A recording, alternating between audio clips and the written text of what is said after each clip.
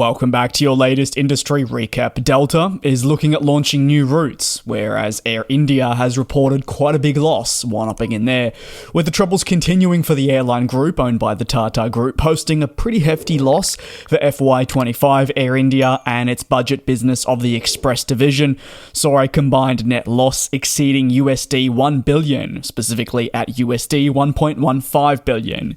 The substantial loss was spread across the two divisions, primarily resulted from losses incurred at Air India Express following the integration of AirAsia India, amounting to 681 million.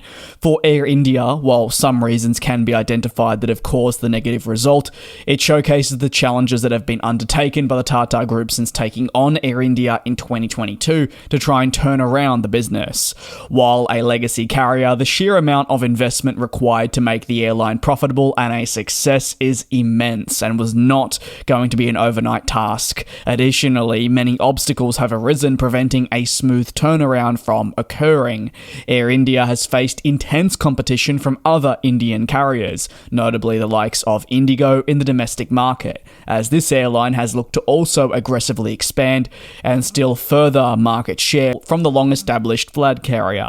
Not just in a domestic sense anymore, but even more so on long-haul markets too.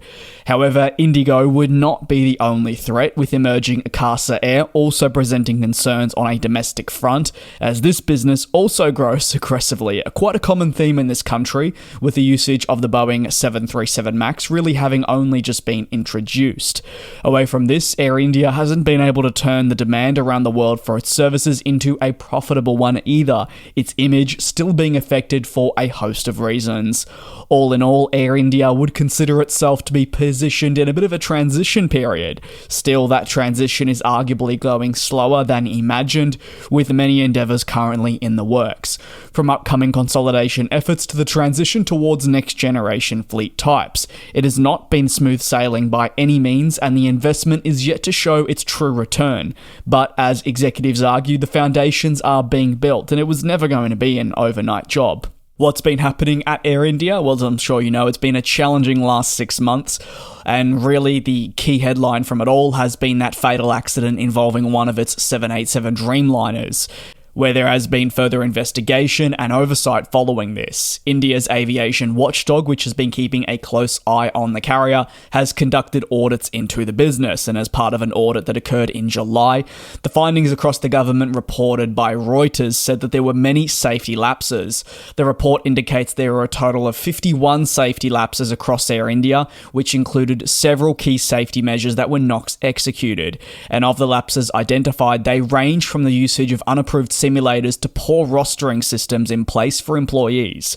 Additionally, there were concerns surrounding the lack of adequate training for some pilots, 10 inspectors from the Directorate General of Civil Aviation in India, and 4 others carried out a document that was 11 pages as seen by Reuters. As part of this, the auditors also said they found recurrent training gaps for unspecific 787 and 777 pilots, 7 level 1 breaches of significant nature needed to be fixed by last month, and then we had 44 others that were determined as non-compliant and needed to be resolved also same period last month.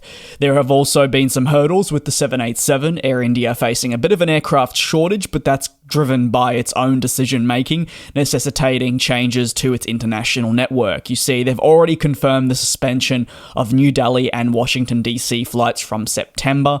A move to axe this follows their current reconfiguration program of 26 legacy jets. This process has just begun and is therefore expected to continue for at least the next 12 plus months if timelines can be met, and because of this, it lacks the necessary 787s to make its network fit the same schedule. Over to the next story, and the last one, where Delta has confirmed the deepening of its commitment to Central Texas with the launch of new routes.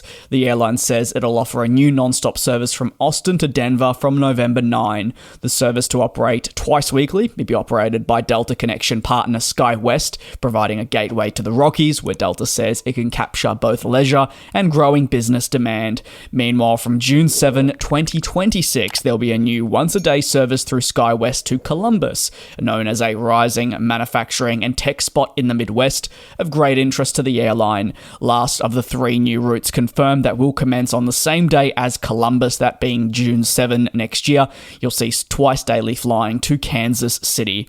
Delta confirms that each of its 3 new non-stop flights will be operated by Embraer planes, will be equipped with first, comfort, and main cabin classes.